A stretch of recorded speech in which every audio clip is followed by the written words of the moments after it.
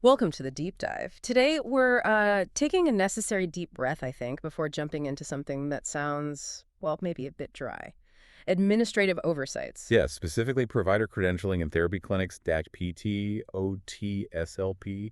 It sounds like paperwork, but honestly, it hides Um, some really catastrophic financial risk. right. And our goal today is to cut through that confusion, really reveal why what looks like a simple paperwork mistake can cause these huge non-recoverable revenue losses and strain your whole operation. It's probably the single most overlooked cause of lost money in this sector, and the most preventable, Right, ironically. so let's set the scene. Picture this. A physical therapist, great session, 45 minutes, standard stuff. The clinic expects, say, $150 from the insurer, documentation's perfect. Everything looks fine, but then the EOB, the explanation of benefits, it comes back weeks, sometimes months later. Denied. And not for the usual reasons, right? Not coverage, not coding. Nope, the code says, provider not credentialed under the group contract. Okay, wait, so that $150 just poof, it becomes zero. And you're saying there's really no way to appeal that, no fixing it after the fact. For many payers, that's exactly right. It is brutal. And that finality, that's the killer. The $150 is instantly a write-off. Why? I mean, if the service was delivered, Because a lot of the big players think Medicare, Medicaid, most commercial plans, they just don't allow retroactive billing if the provider wasn't fully credentialed and linked to the contract on the date of service. You can fix the paperwork now, sure, but that money for that past service, it's gone forever. wow. And that scales up fast, doesn't it? Like one claim might seem small, but Oh, absolutely. Dismiss one $150 denial. Okay. But let this same issue happen with, say, 5 therapists. Maybe over just a month. Yeah. You're instantly looking at over $3,000 vanished. gone, not delayed, just gone. And you can't throw admin time at it to get it back. Exactly. The time spent trying is just Yeah. more cost. Okay, let's unpack that because I think most people hear $150 denied and think the loss is $150. But you're saying the true cost is higher, like closer to $180 per denial. How does that work? Right. That's based on synthesizing data about the actual labor and admin burden. So, Yeah. yeah, start with the lost $150. That's the obvious bit. Okay. Then you got to add the internal labor cost. Someone has to figure out why it was denied, try to fix the provider's status, maybe attempt an appeal even if it's futile. Right, chasing it down. Yeah. So estimate maybe 30 minutes of staff time for that rework. At, say, $25 an hour, that's about $12.50. So you're paying people $12.50 to work on a claim you already know you can't recover. Ouch. Precisely. Then add maybe another $6 for, potential resubmission costs or clearinghouse fees associated with the attempt. Okay. And then roughly $10 for all the back and forth, calling the payer, navigating those awful phone trees or portals, internal notes, talking to the therapist. All that communication overhead. So you add it all up, the $150 you lost, plus the $12.50 in rework, plus the $6 in cost, plus the $10 in communication.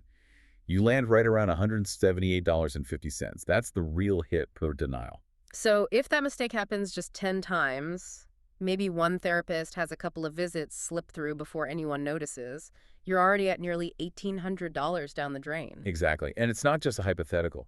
When you look at industry data, it gets scary. Some sources say 15, even 20% of all claim denials in outpatient rehab are because of these credentialing mess-ups. 15 to 20%, that is. Oh. That's huge. That's a massive chunk of denials that are entirely self-inflicted, basically. Pretty much. And when you scale that up, the average clinic, according to some data, might be losing $30,000, $50,000 annually just from this one type of error. $50,000 just written off. And we know denial rework itself isn't free. You mentioned that $25, $30 labor costs per claim earlier. Yeah, that's from Zermed data. So you lose the claim revenue and you pay your team $25 or $30 just to process the fact that it's lost. It's kind of insult to injury.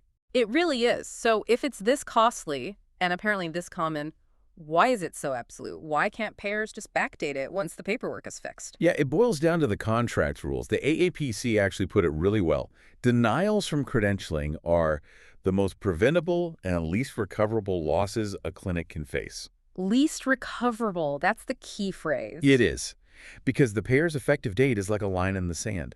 If your provider wasn't officially under contract on the day they treated the patient, the payer has zero obligation to pay. Doesn't matter how good the care was, no contract, no payment. Which leads us right into the core misunderstanding, doesn't it? This disconnect. Clinics think, okay, new therapist is licensed, they have an NPI number, background check done, we're good to go. That's exactly where it goes wrong. Those things are necessary, yes, but they're not sufficient to get paid. You need 3 specific things locked in for reimbursement under your group contract. Okay, what are the three? 1. The therapist needs their individual credentials. Yes, license, NPI. 2. That therapist's NPI must be actively linked to your clinic's group tax ID and group NPI with each specific insurance plan. Not just generally, but plan by plan. Ah, the linking step. Yes. And 3, critically, they need to be fully enrolled with that payer, and the payer needs to have given you an official, confirmed effective date for that enrollment. That's the one people miss. The linking and the specific effective date from the payer. Very often, yes. Ah, They confuse credentialing, which is just verifying the therapist is qualified, with contracting.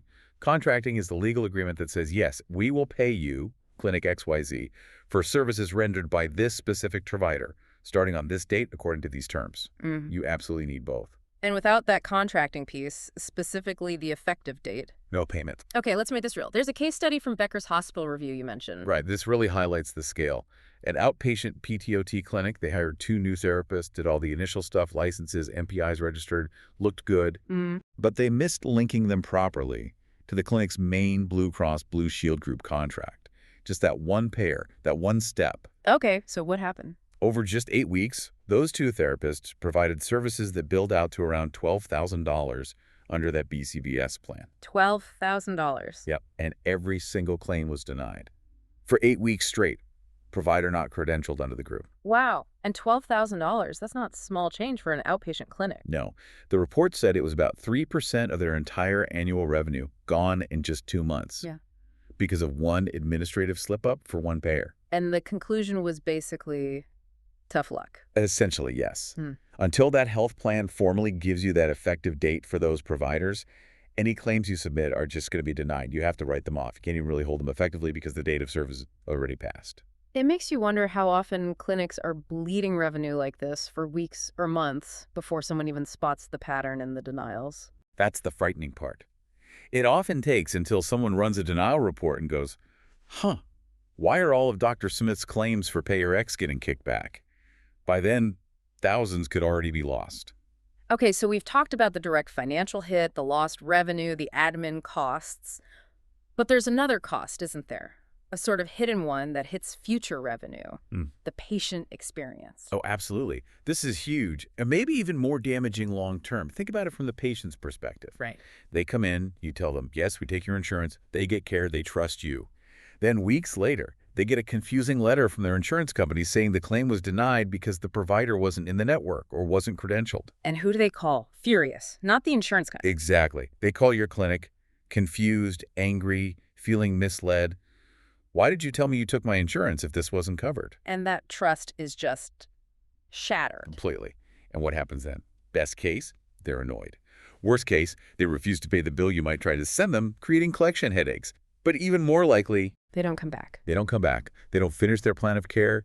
They definitely don't refer their friends or family. They go find a clinic where they know the insurance process is smooth. So that one $150 denied claim doesn't just cost $178.50 in admin hassle. It could cost you a patient who might have been worth, what, $2,000 a year in ongoing legitimate revenue. Easily. You're risking years of future revenue because of a front-end administrative fumble. It's a massive cascading impact. Okay. The risk is clear. The damage is often irreversible. So let's pivot to solutions. What can listeners, clinics, organizations actually do to stop stepping on these landmines? It really all comes down to being incredibly proactive before that new provider sees a single patient with insurance. We have to stop thinking license and NPI equals ready to bill. So a checklist. What needs to be on it? Absolutely a checklist. 4 non-negotiable steps. 1, confirm payer enrollment is truly finalized, not just submitted, but approved. 2, verify that the provider's individual NPI is correctly linked to your clinic's group contract with that specific payer. Check the link. Got it. 3, make sure you have the official, documented effective date from the payer. Get it in writing or confirmed in their portal. And 4, you have to check the provider status on each individual insurance portal. Don't assume because they're good with Aetna, they're good with Cigna. Verify everywhere. That sounds thorough, tedious maybe, but necessary. What about managing that process operationally? Yeah, you need robust, centralized tracking. No more sticky notes or random emails. Use dedicated software or, at minimum, a very detailed spreadsheet. track application dates, follow-up dates, contact people at the payer, and critically re-credentialing deadlines. Those pop up every few years and can bite you if you're not watching. Recredentialing too. Okay, and catching errors if they still happen. Weekly denial audits. Someone has to review the EOBs and denial codes every single week. Look for patterns. Is it always Dr. Jones? Is it always payer Y? Catching it after the first few denials saves you from catching it after 3 months and $10,000 lost. Be vigilant. Makes sense. And the last tactic, this one sounds tough, delaying scheduling. It requires discipline, but yes. Yeah. The safest route is do not schedule insured patients with a new therapist until you have confirmation that credentialing and contracting are fully complete and the effective date is confirmed. Or you make it crystal clear to the patient beforehand that the provider isn't fully in-network yet, and they will be responsible for the full private pay rate. No surprises. And that's crucial because this whole process isn't fast, right? Not at all. You're typically looking at 60 to 120 days, sometimes longer for Medicare or Medicaid. So if you hire someone and expect them to bill insurance from day one, you're setting yourself up for failure unless that credentialing process was started months in advance. Okay, so let's try to summarize the core lesson from this deep dive. It seems like the risk from these credentialing errors is, well, it's high, it's surprisingly preventable, but if you mess it up, the loss is often totally non-recoverable. The money's just gone. That's the essence of it. And you pay your staff extra just to confirm it's gone. Remember, some data suggests up to 35% of these specific denials never get paid, no matter what you try. Which leaves us with a final, maybe uncomfortable thought for you, the listener. Something to really chew on. We know these mistakes can easily cost a clinic $30,000, maybe $50,000 a year. And we know getting a provider credentialed takes, let's say, 60 to 120 days minimum. Right. So what's the real calculated cost of having that new provider on staff, maybe seeing fewer patients or only private pay during that 2 to 4 month waiting period versus the guaranteed non-recoverable loss you'll incur if you let them start treating insured patients before that effective date is locked down? That's the calculation you need to make before you hire. What's the cost of waiting versus the cost of writing off potentially thousands in revenue? Something to think about. We'll see you next time on The Deep Dive.